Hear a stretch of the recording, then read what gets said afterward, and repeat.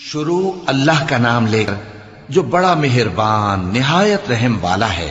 اے چادر میں لپٹنے والے اٹھو، اب خبردار کرنے لگو اور اپنے پروردگار کی بڑائی بیان کرو اور اپنے کپڑے پاک رکھو اور شرک کی گندگی سے تو الگ ہی رہو، اور اس نیت سے احسان نہ کرو کہ اس سے زیادہ کے خواہاں ہو، اور اپنے پروردگار کی خاطر صبر کرتے رہو۔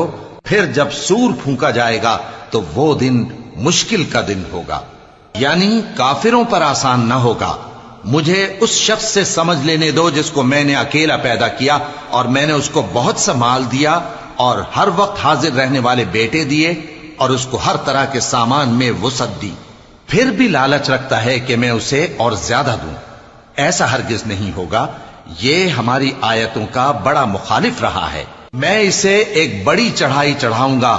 اس نے غور و فکر کیا اور ایک بات ٹھہرا لی، یہ مارا جائے، اس نے کیسی تجویز کی، پھر یہ مارا جائے، اس نے یہ کیسی تجویز کی۔ پھر اس نے نگاہ کی، پھر تیوری چڑھائی اور منہ بگاڑا، پھر پیٹ پھیر کر چلا اور تکبر کیا، پھر کہنے لگا یہ تو جادو ہے جو پہلے لوگوں سے برابر ہوتا آیا ہے۔ پھر بولا یہ اللہ کا کلام نہیں بلکہ بشر کا کلام ہے، میں ان قریب اس کو سقر میں داخل کروں گا، اور تم کیا سمجھے کہ سقر کیا ہے؟ وہ ایسی آگ ہے کہ نہ باقی رکھے گی اور نہ چھوڑے گی، اور بدن کو جھلس کر سیاہ کر دے گی۔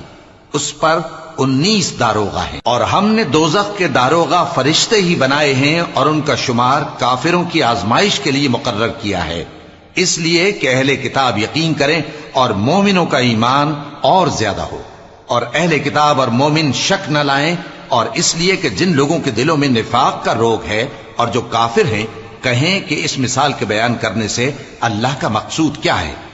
اسی طرح اللہ جس کو چاہتا ہے گمراہ رہنے دیتا ہے اور جس کو چاہتا ہے ہدایت دیتا ہے، اور تمہارے پروردگار کے لشکروں کو اس کے سوا کوئی نہیں جانتا، اور یہ قرآن تو بنی آدم کے لیے نصیحت ہے۔ ہاں ہاں، قسم ہے چاند کی اور رات کی جب رخصت ہونے لگے، اور صبح کی جب روشن ہو جائے، کہ وہ آگ ایک بہت بڑی آفت ہے، انسان کے لیے ڈر کی چیز، یعنی اس شخص کے لیے جو تم میں سے آگے بڑھنا چاہے یا پیچھے رہنا چاہے۔ ہر شخص اپنے کرتوتوں کے باعث گرفتار ہوگا، مگر داہنی طرف والے نیک لوگ جنتوں میں ہوں گے اور پوچھتے ہوں گے، یعنی آگ میں جلنے والے گناہگاروں سے کہ تم دوزخ میں کیوں پڑے؟ وہ جواب دیں گے کہ ہم نمازیوں میں شامل نہ ہوئے، اور نہ ہم فقیروں کو کھانا کھلاتے تھے، اور ہم بحث کرنے والوں کے ساتھ مل کر بحث کرتے تھے، اور روز جزا کو جھٹلاتے تھے، یہاں تک کہ ہمیں موت آ گئی۔ تو سفارش کرنے والوں کی سفارش ان کے حق میں کچھ فائدہ نہ دے گی۔ ان کو کیا ہوا ہے کہ نصیحت سے روگرداں ہو رہے ہیں، گویا گدھے ہیں کہ بدک جاتے ہیں جو شیر سے ڈر کر بھاگ جاتے ہیں۔ اصل یہ ہے کہ ان میں سے ہر شخص یہ چاہتا ہے کہ اس کے پاس کھلی ہوئی کتاب آئے، ایسا ہرگز نہیں ہوگا۔ حقیقت یہ ہے کہ ان کو آخرت کا خوف ہی نہیں۔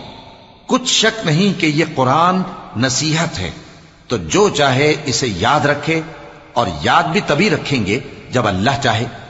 وہی اس لائق ہے کہ اس سے ڈرا جائے، اور وہی معاف کرنے والا ہے۔